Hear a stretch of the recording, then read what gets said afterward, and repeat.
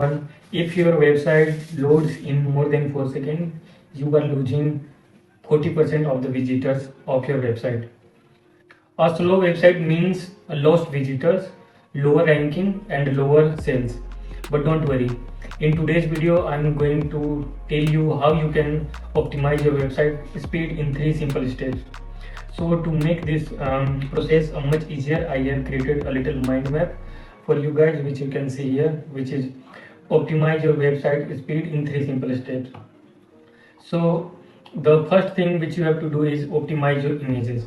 And once we talk about how we can optimize images, uh, there are many ways how you can optimize your images. The first one is you need to use the right format of the image, whether it is JPG, PNG, and web image. The second part is you have to compress the images. Whether you can, there are multiple plugins to compress the images, but here are two main and popular plugins which we have in the market. So the first one is TinyPNG and the second one is Scurs. So you can use any one of these. You just have to install this plugin in your WordPress and then you will be good to go. You just have to enable it and it will do rest of the things on its own. The third part of optimizing your image is enable lazy loading. It is also possible that you will get these lazy loading features in these two or any plugin as well which you use for compressing the image, but also you can use some separate plugin for this, which is Sumas and WP Rocket. Here I have added a quick tip to optimize your image. So always you need to make sure that you keep your images under 200 KB for better performance, because if you use the images which is in higher resolution and which have large image size, then in that case your website will load a little slow. So also you will have to take care of these. And one more important thing is in today's world, it is easier to use, it is efficient to use the WebP image format because it decreases the image size without decreasing the resolution or the image quality of your image. The second part of optimizing website speed is minimize unnecessary code. And when we talk about minimizing unnecessary code, which means that if you have added any CSS code in your website, or also JavaScript code, so you need to reduce the code which you have added. The second part is remove unused plugins and script. It means that you need to delete the plugins which is not in the use, and also you need to delete the script which you might have added in the past in your website and which is not being used now. So you need to take care of that as well. The third part of minimizing unnecessary code is to use lightweight theme. There are many themes in the marketplace of WordPress.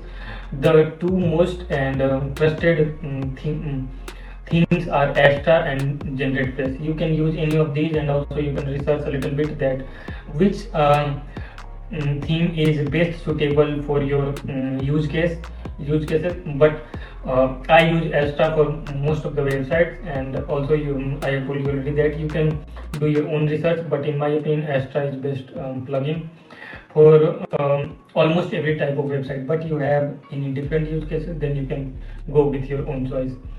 In this one as well, I have added one bonus tip. If your website uses page builder like Elementor or Divi, optimize it by reducing extra elements, which means that if you have unnecessary container in your web page, then you need to minimize them so that it will load a little faster. The third part of optimizing any website speed is to enable caching and use CDN. So let's understand what is caching. So whenever visitor come to your website and they sign in to your website, there is one term called caching, which basically means that some information of that users will be stored in the cache memory of their maybe laptop or computer. So whenever they come again to the website, or whenever they visit again to the website, then they don't then the website will load faster, because Google search engine will not have to find the information again. So I have added here as well that store parts of site visitor browser, so they don't have to reload everything. So this is what I have told you already. Use CDN, which is content delivery network, which means that there are many of the content delivery network provider in the market. You also heard that Cloudinary, Cloudflare, and Bunny CDN.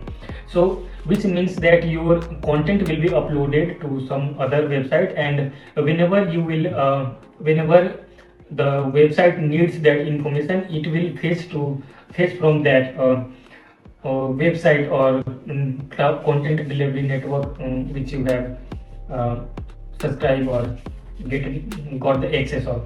So you can choose any one of these depending on your use cases. And the third step is leverage zip compression. This is used to reduce file size and speed up the page load time of your website.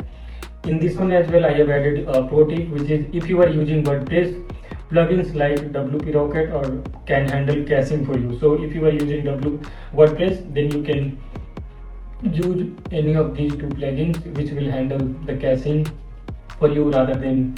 And if your website is custom, and whether it is built in OneStage or Next.js or any of these, then you can implement caching in your website. There are multiple ways of doing that. If you want a separate tutorial that how we can add caching in a custom coded website, then you can just comment down to this video, and we would love to create a video for that as well.